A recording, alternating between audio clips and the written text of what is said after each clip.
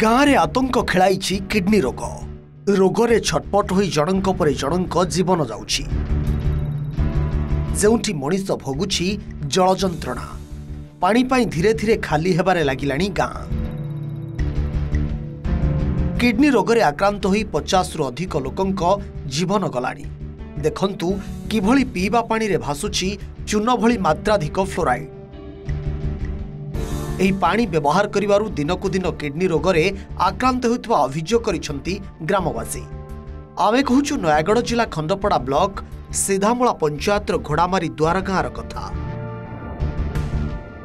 नलकूअरु गोलिया पानी बाहारुथिले भी लोके बाध्य होई ताहा पिउछंती कारण शोष मेंटाइबार अन्य कौनसी विकल्प व्यवस्था नाही।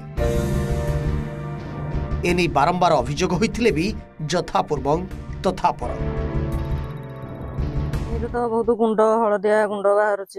केंचुआ बाहर से पानीटा ही आम गाँ प्रति विपद किडनी खराब हो सब प्रकार विभिन्न रोग भी लोक मानक हो केवल किडनी खराब नुहे एमती बहुत प्रकार कार एसनफुलिया होनी फाइलेरिया होमती भी बहुत प्रकार असुविधा हो मो स्वामी भी एमती जलवायु लगी किडनी खराब था 5 वर्ष तले डेथ हो तो मु चाहूनी मो भविष्य जमी अंधार रही समस्त भी सेमती हो नातीर किडनी खराब मेडिकल को नेली जे सब रिपोर्ट बाहला किडनी बोली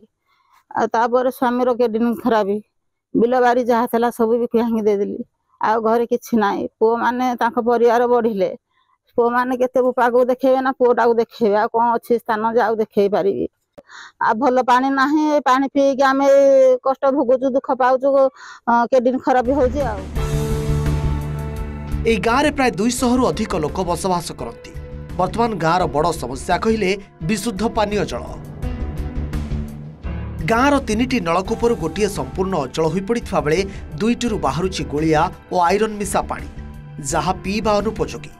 एही 10 वर्ष में अनेक लोक किडनी रोगरे प्राण हराई बेले 20 रु अधिक लोक किडनी रोगरे आक्रांत होई मृत्यु सह संग्राम करुछंती।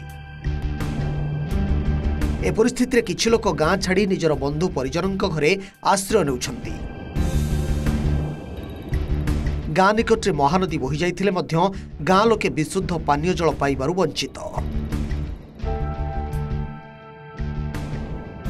या मिंटा मिंटा है कि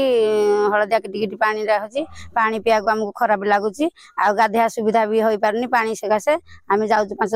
मीटर जाकि गाधे आसुचु आम बापा भी किडनी सकाशे खराब हो मरी जाती आर कि स्वरता मिललानी बोली देखाशुणा करानी आम जा पानी 5 किलोमीटर जाकि किणिक आनिकी बलराम प्रसाद रु आणुचु आ सबू बाटे आम असुविधा सकाशे आम किडनी खराब हो पानी समस्या नागिलानी 7-8 वर्ष है लोक किडनी खराब हो 20-30 मले 50-60 हम मेडिकल गले रिपोर्ट हेल्ले डॉक्टर पचारे तुम गाँव में कौन पे किडनी खराब हो डॉक्टर कहले तुम गाँव पानी असुविधा जो पानी पानी जो पीऊँ पानी गुंट बाहर पानी बाल्टी भी शिउली पड़ा भाया रोचे पानी तेलिया भासुची ना मटिया मटिया कलर बाहर गुंट पानी पीकी तुम किडनी खराब हो जदि आम स्वामी मानकर किडनी खराब है कम बयस आमर पिला मैंने छोट छोट से किमिदी बचे आम गाँव को अन्य गाँव लोक आसले भी भयर पानी पीना तुम गाँव में किडनी खराब हो पानी पीले तुम गाँव पानी आम पीबुन बोली जमा पीना मानते जाऊँ पानी गाँव ग्रहण करना लोक आम कि बचबू दिने उड़े जे आसले जदि गाँव पानी पीना आम सब कि बचिक पानी रू किडनी खराब हो केवल यही जो पानी फ्लोराइड मिसा पानी आम बाहर आपको पीके आम सब लोक मैंने मृत्युवरण कर 50-60 जन लोक मरी सारे पुणी आहरी आक्रांत हो लोक अच्छा बर्तमान 40 वर्षर पिला आउ 30 वर्षर पिला एम भी किडनी रोग आक्रांत कलानी तेणु पानीटा केमती आमको सुविधा दिज्व टे नदी पानी बोरिंग पानी आमको ये आज्ञा पहुँचा